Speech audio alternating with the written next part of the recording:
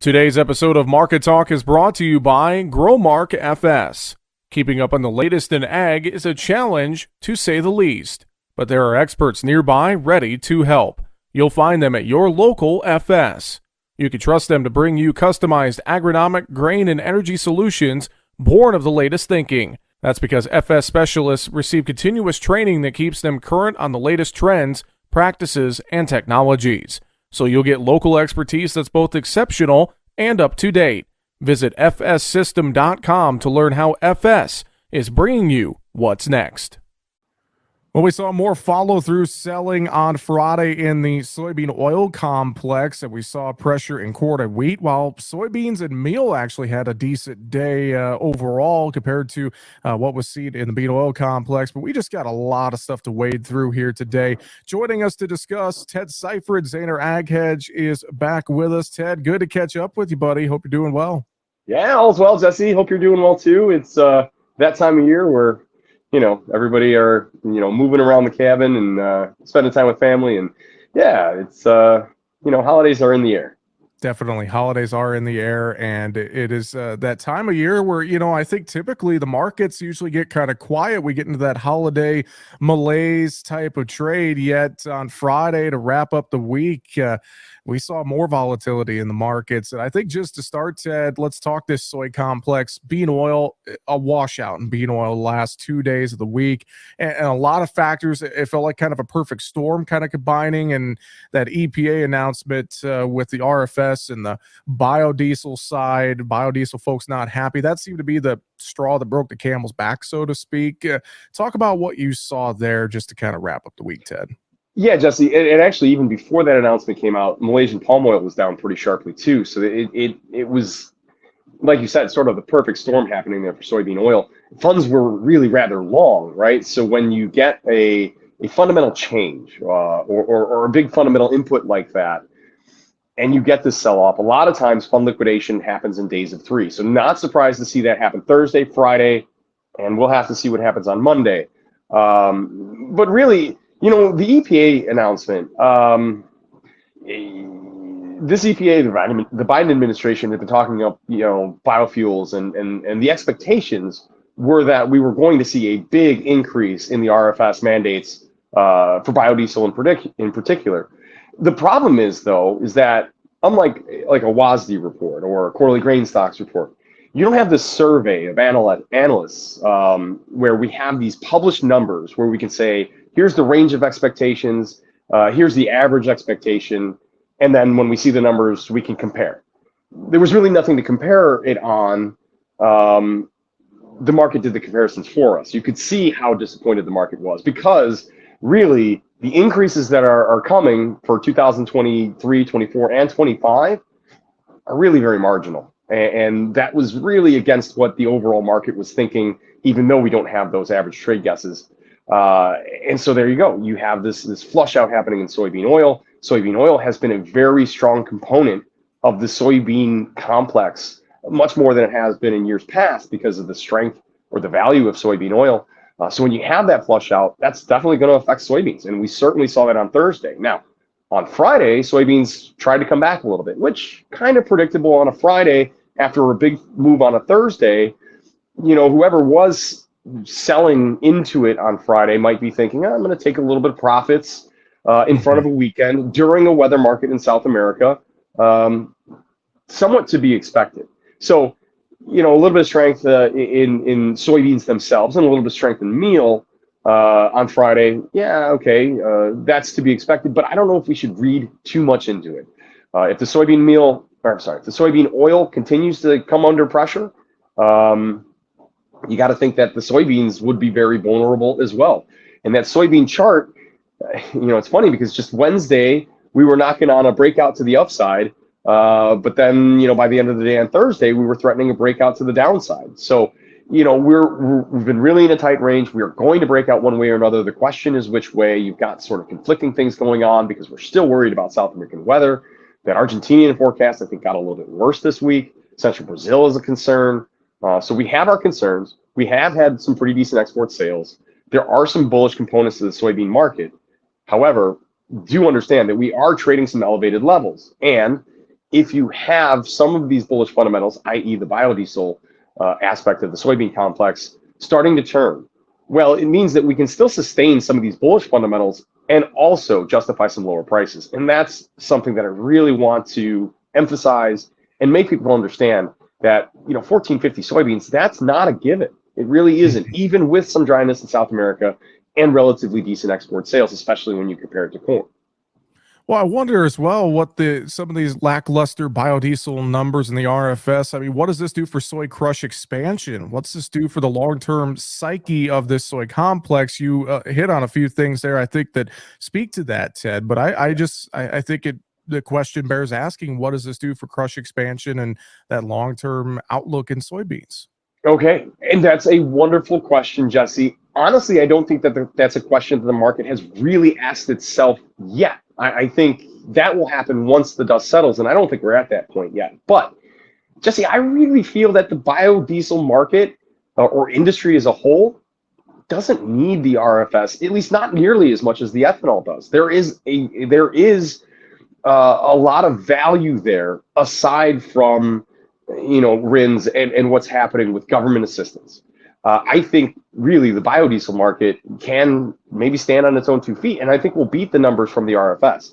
So I think that was just sort of a sticker shock reaction. And as we kind of settle down and think about it, I really feel like the optimism in the soybean oil market or this biodiesel market, I don't think that really that's changed all that dramatically. Okay, maybe it's not legally mandated, but I really do think that we're going to continue to use soybean oil for biodiesel at an elevated level.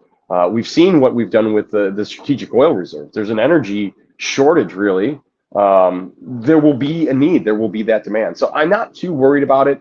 Crush margins were at historically high levels, right? And so they've taken a little bit of a hit with the fairly epic sell-off in soybean oil in the last 24 or last 2 days, but they're still at really good levels. I think that crush expansion will continue.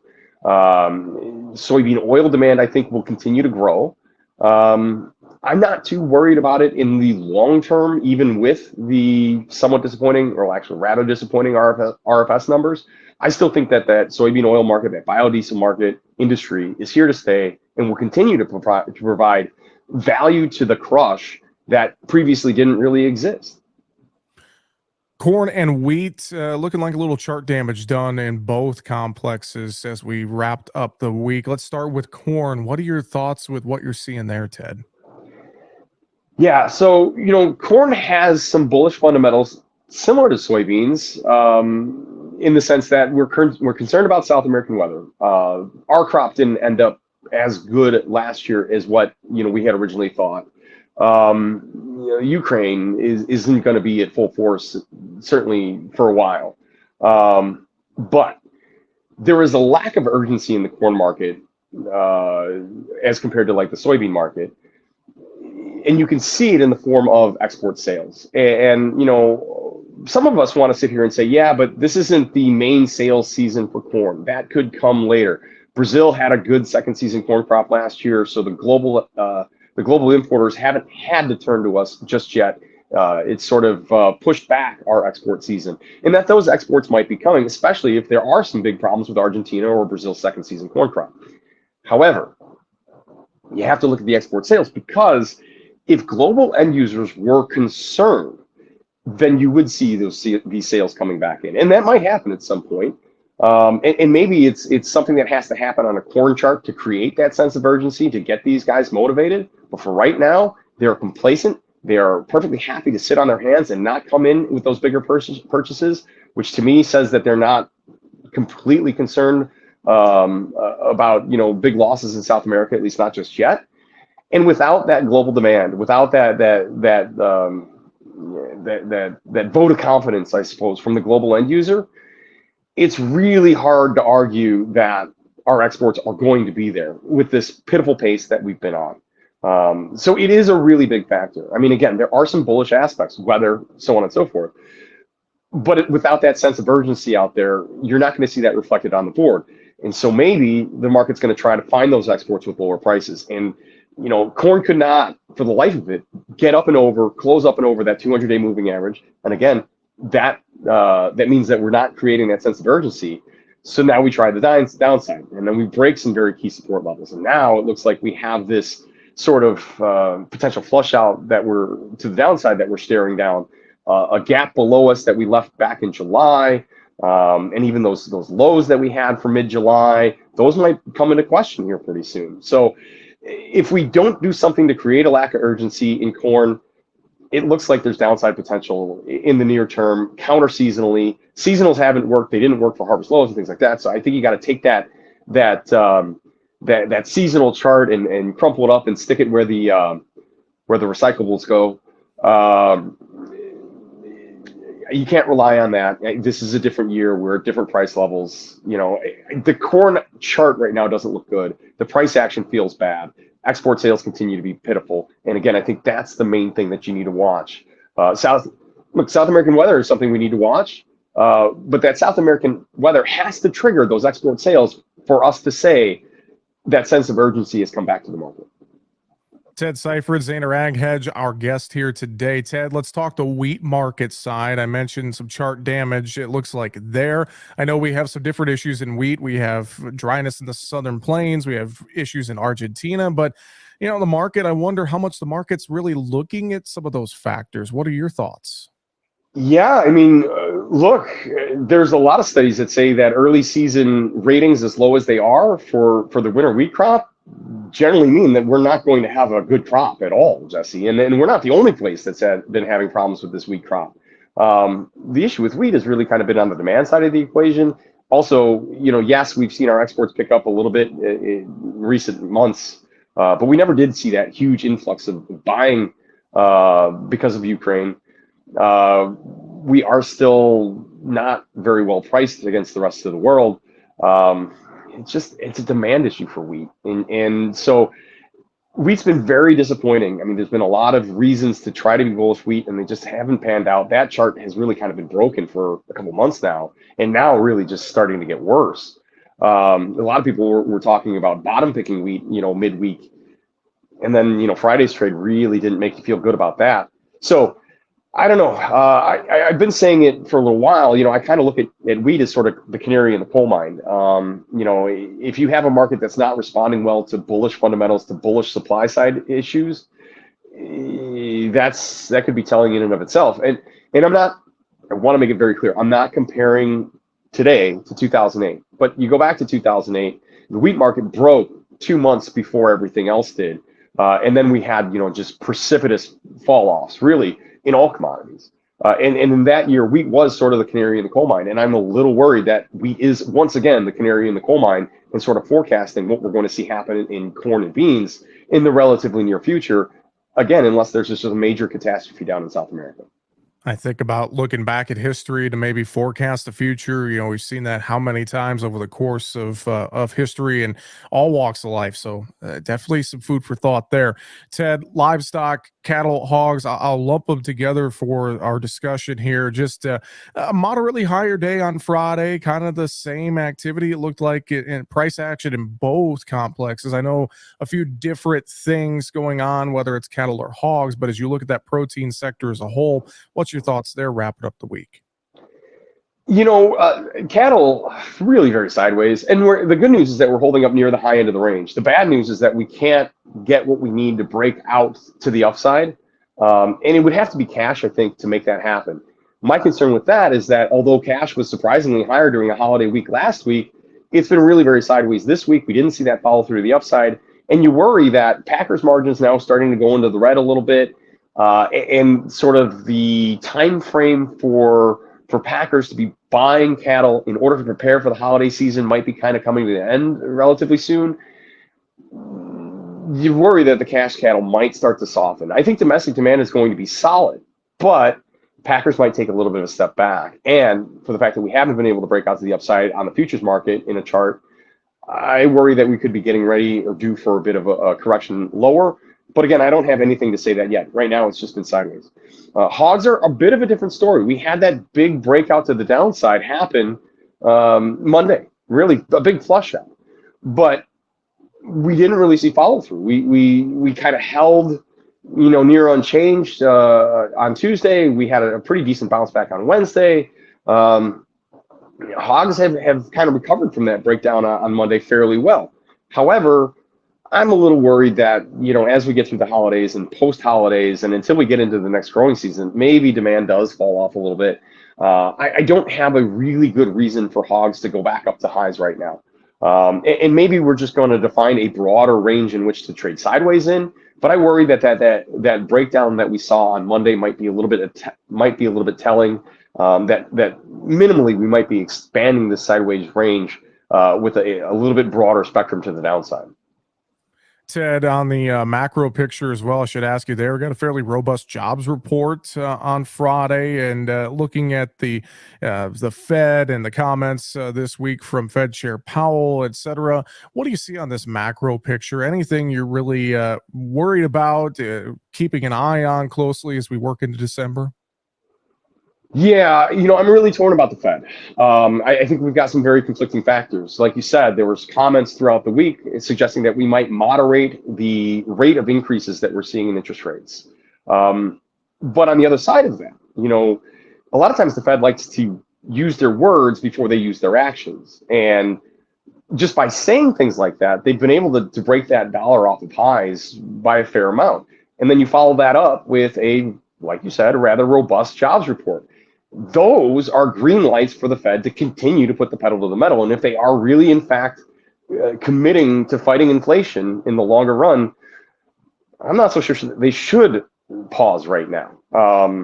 So we'll see. I really wouldn't be surprised if the Fed came after all the talk of moderation, if they actually did do the opposite and keep the pedal to the metal, or instead of a quarter hike, maybe a half point hike, which is still better than 3/4. But I don't think the Fed's going to soften as much as maybe they're sounding like they might, just because they don't have anything in the form of stock market just precipitously falling off, jobs falling off, dollar streaming to new highs. They don't have anything that's saying they need to really stop right now. So I don't know. I'm really conflicted on what I think happens on this next Fed meeting. Back to the dollar, I think that's good for commodities as a whole that we've broken off our highs as much as we have. Now we're hovering right at that 200-day moving average. So it'll be interesting to see if this is a level of support from which we start to bounce back from. And if we bounce back from, are we going to go up and make new highs? I don't know. Again, a lot of that has to do with what happens with the Fed. But that lower dollar, that dollar that has simmered down from the highs, is conducive for better commodity prices, or at least it's not a reason for us to feel like commodity prices have to really get whacked. Our exports are going to fall apart because we're pricing ourselves out of the global market, or that just the intrinsic value of commodities have to come down because the dollar is worth more than it was the day before, so on and so forth.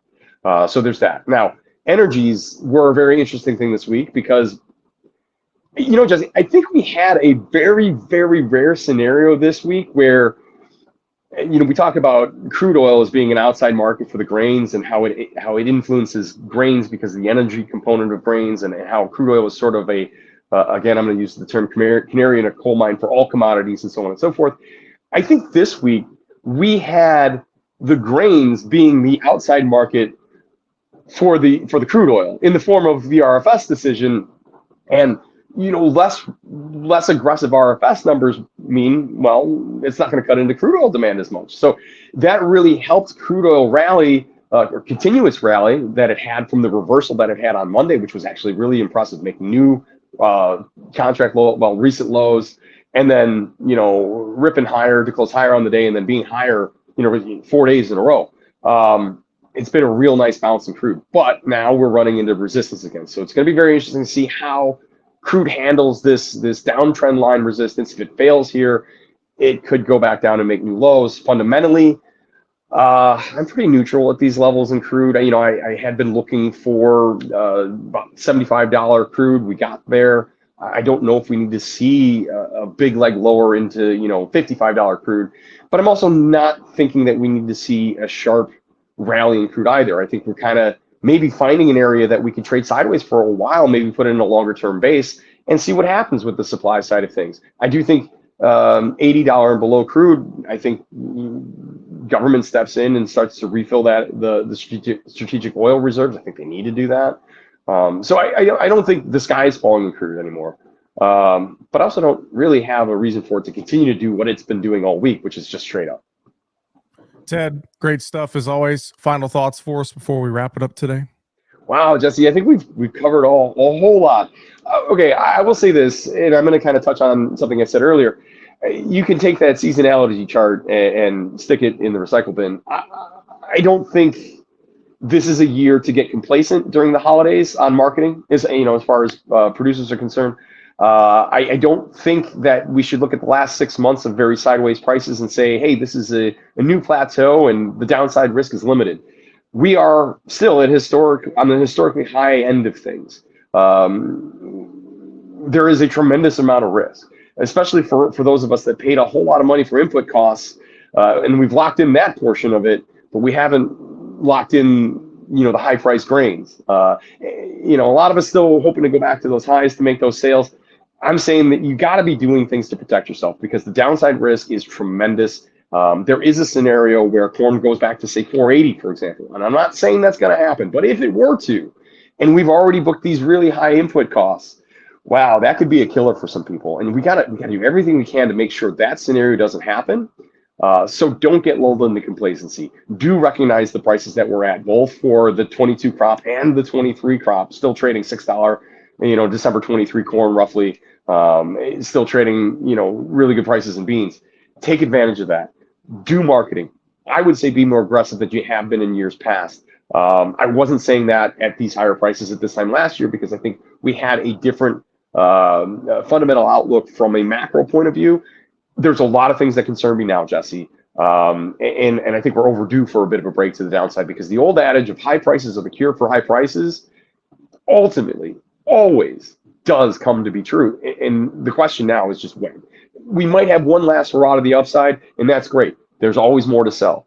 But if we don't, I really worry about the scenario where we talked about where, guys have just spent a whole lot of money on this next crop, yet we don't have the output prices locked in, and that could be the potential for a really bad situation for a lot of people.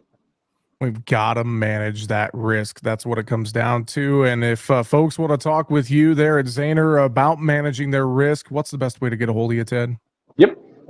Reach me directly. My direct line is 312-277-0113. You can also find us on the web at www.zaner.com. You can read a bit about us. You can also sign up for our morning Ag Hedge newsletter, which is a newsletter, not a recommendations letter. Recommendations come from us, myself, or the guys that I work with, specifically tailored to you.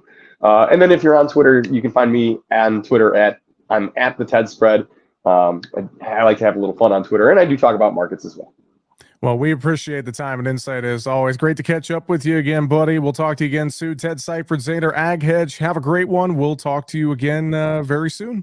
Thanks, Jesse. We'll talk to you again real soon. And that's going to do it for Market Talk today. Find us online, markettalkag.com. I'm Jesse Allen. Have a great afternoon.